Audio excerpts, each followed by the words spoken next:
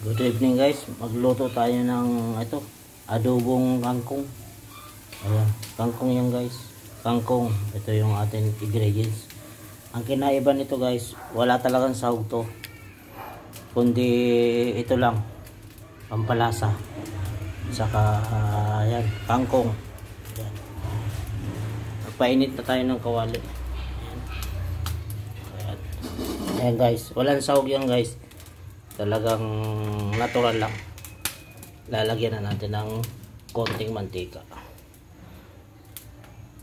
para magisa na. Ayan.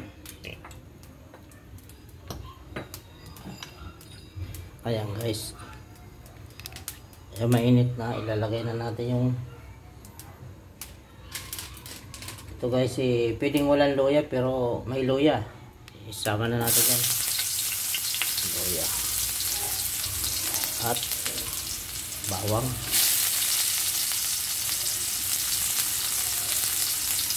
sibuyas. Walang sahog yan guys, adobo. Kung sa Ilonggo to, apan-apan tawag nila. Ayan.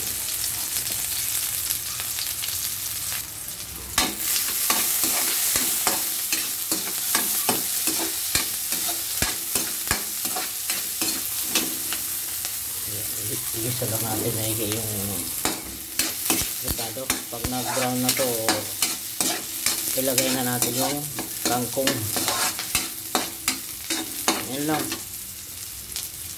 walang sahog pero may lasa. Ayan. Ayan, ilagay na natin guys yung ating adobohin na kangkong. Ayan.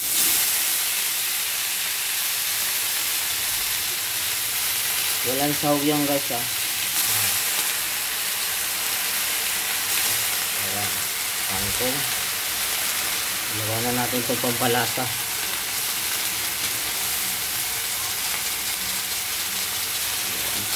Simpleng kuhan lang to guys, simpleng ulam. Ayan, ika nga ulam ng mahirap. Halo-haloin lang natin guys. Tapos ilalagay na natin yung tuyo.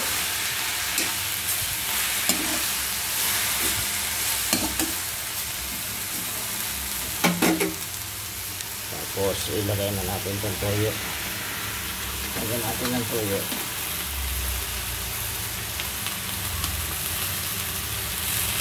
Hindi na tayo mag-aasin guys, kasi tuyo na to eh. Ayan. Hindi na natin naasin. Lalagyan natin ng konting suka.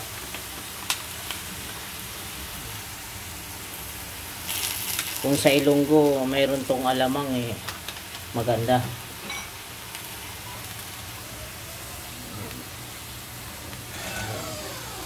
Halo-halo lang natin para malutong mahigit. Kunti lang to guys, tamang-tama lang sa. Kung meron kayong oyster sauce, pwede lagyan. Kaso ito lang. Ayan.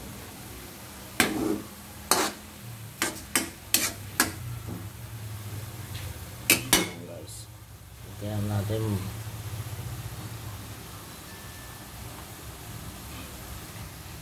Ayan, halo-haloin lang natin guys.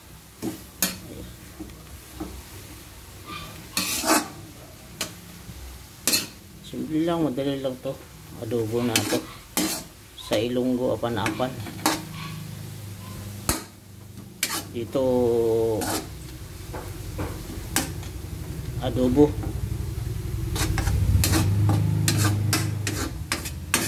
Adobo. Yan ang tawag nito, ay adobo. Anong ulam nyo? Adobo. Huwag nyo sabihin kangkong, basta adobo. Ayan. Ayan guys, luto na yan guys. Takpan natin guys para malutong maigi. Ayan.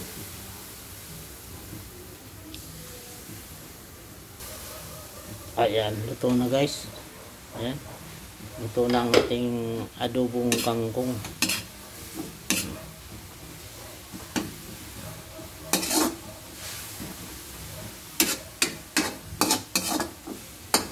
Thank you guys.